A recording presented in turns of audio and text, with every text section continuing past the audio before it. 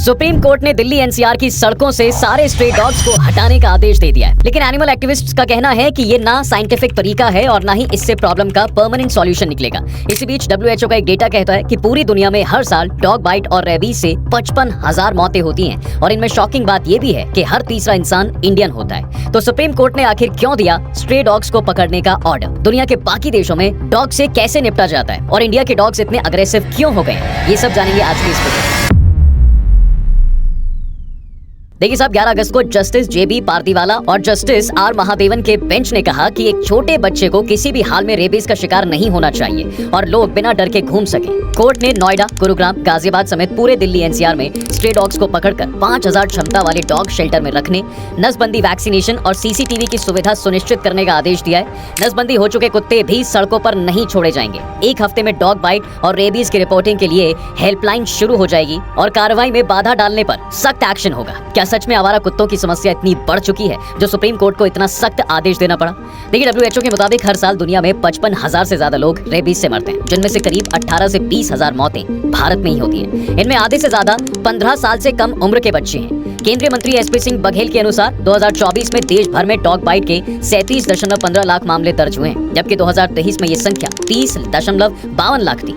2012 से 2020 के बीच dog bite cases दोगुने हो चुके हैं, क्योंकि शहरों में स्ट्रे डॉग्स की आबादी तेजी से बढ़ी है। 2019 की ऑफिशियल काउंटिंग के मुताबिक इंडिया में डॉग्स की पॉपुलेशन 1.5 करोड़ थी, लेकिन एनजीओज के एस्टिमेट्स के हिसाब से ये 6 करोड़ से भी ज्यादा हो सकती है। स्ट्रे डॉग्स की पॉपुलेशन बढ़ने का मेन रीजन है सिटीज का बढ़ता गार्बेज, क्योंकि ये स्कैवेंजर डॉग्स खाना कचरे से ढूंढते हैं, इसलिए डंप यार्ड्स और गार्बेज साइट्स पर इकट्ठा हो जाते हैं और धीरे धीरे डेंस रेजिडेंशियल एरियाज तक भी आ जाते हैं। अब क्या वजह रही कि स्ट्रे डॉग्स का नेचर इतना वायलेंट हो गया? देखिए, एनिमल एक्टिविस्ट कावेरी राणा भारद्वाज के मुताबिक पिछले कुछ सालों में स्ट्रे डॉग्स ज्यादा वायलेंट हो गए और इसके पीछे हमारी ही कुछ गलतियां हैं। कोविड लॉकडाउन के टाइम लोगों ने स्ट्रे डॉग्स को रोज सुबह शाम प्लेट में खाना देना स्टार्ट कर दिया। इससे उनका नेचुरल स्कैवेंजर हैबिट ही चला गया। वो स्नेक्स, रैट्स या गार्बेज से फूड ढूंढना बंद करके पेट डॉग्स की तरह बिहेव करने लगे। लॉकडाउन के बाद जब खाना देना बंद हुआ तो वो अग्रेसिव होते चले गए। जब स्ट्रीट पे किसी स्पॉट पर डेली फीड किया जाता है तो डॉग उस एरिया को अपनी टेरिटरी मान लेता है और वहाँ आने वाले दूसरे कुत्तों और इंसानों के लिए आक्रामक हो जाते हैं। वेटरिनरी ऑफिसर डॉक्टर अभिषेक डाबर भी कहते हैं, अपना खाना खुद ढूंढने वाले आवारा कुत्ते हमारे लिए कचरा साफ करने वाले टूल की तरह थे। कथित एनिमल लवर्स ने कुत्तों को आवारा कुत्तों से टेरिटरियल एनिमल बना दिया। पहले उनकी ये टेरिटरी खाने के लिए नहीं बल्कि ब्रीडिंग के लिए थी। अब उनको खाना देने वाला उनका मालिक है और वो सड़क पर जहाँ रह रहे हैं वो उनका इलाका है। इस इलाके में किसी के आने पर वो हमलावर हो जाते हैं। नवंबर 2022 में बॉम्बे हाई कोर्ट की नागपुर बेंच ने भी एक मामले में फैसला सुनाते हुए कहा था कि आवारा जानवरों को खाना खिलाने वालों को पहले उन्हें औपचारिक रूप से अडॉप्ट करना चाहिए और फिर अपने घरों में खाना खिलाना चाहिए। कोर्ट ने पब्लिक प्लेस पर कुत्तों को खाना खिलाते पाए जाने पर नगर पालिका को 200 का जुर्माना लगाने का निर्देश भी दिया था। तो सवाल ये भी है साहब कि पेटा जैसे संगठन और राहुल गांधी जैसे नेता कुत्तों को शेल्टर में भेजने का विरोध क्यों कर रहे हैं? पेटा इंडिया का कहना है कि बहुत से लोग अपने एरिया के स्ट्रे डॉग्स को फैमिली का हिस्सा मानते हैं। उन्हें बेघर करना या केज में बंद करना ना साइंटिफिक है ना इफेक्टिव है। पेटा ने स्टेटमेंट में कहा, दिल्ली की स्ट्रीट से डॉग्स को जबरन हटाना लोगों में गुस्सा और डॉग्स के लिए तकलीफ क्रिएट करेगा। इससे ना डॉग्स की पॉपुलेशन कम होने वाली है, ना रेबीज केस गिरेंगे, ना डॉग बाइट्स रुकेंगे। राहुल गांधी ने भी सुप्रीम कोर्ट के ऑर्डर को इनह्यूमन और साइंस बेस्ड पॉलिसी के अगेंस्ट बताया। उन साहब का कहना है कि नसबंदी, वैक्सीन और कम्युनिटी केयर से ही स्ट्रीट्स सेफ बन सकती हैं। Animal rights activist Gauri Moulekhi ने बोला है कि ये ऑर्डर कोर्ट में चैलेंज होगा। उनके मुताबिक देश के सारे शेल्टर्स एनिमल वेलफेयर ऑर्गेनाइजेशन चलाते हैं। सरकार के पास न जगह है न मैन पावर की वो डॉग्स को रख सकें या उनका ख्याल रख सकें।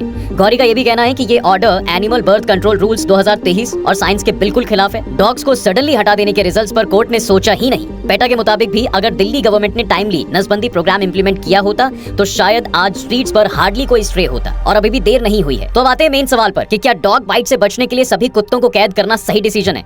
देखिए, कावेरी राणा के मुताबिक सभी स्ट्रे डॉग्स को शेल्टर में डालना प्रैक्टिकली सही नहीं है। सरकार ने डॉग स्टरिलाइजेशन यानी नसबंदी प्रोग्राम प्रॉपर्ली नहीं चलाया, जबकि लार्ज स्केल स्टरिलाइजेशन ही परमानेंट सॉल्यूशन है। 2000 के आसपास भी बड़े शहरों में डॉग्स को मारना शुरू हुआ, लेकिन एनिमल एक्टिविस्ट और डब्ल्यूएचओ ने कहा कि रेबीज खत्म करने का सॉल्यूशन किलिंग नहीं है बल्कि बर्थ कंट्रोल है। इसके बाद 2001 में डॉग्स को लेकर एनिमल बर्थ रूल्स बने, जिसमें डॉग्स को मारना या शिफ्ट करना अलाउड नहीं। सिर्फ शेल्टर भेजना अलाउड है।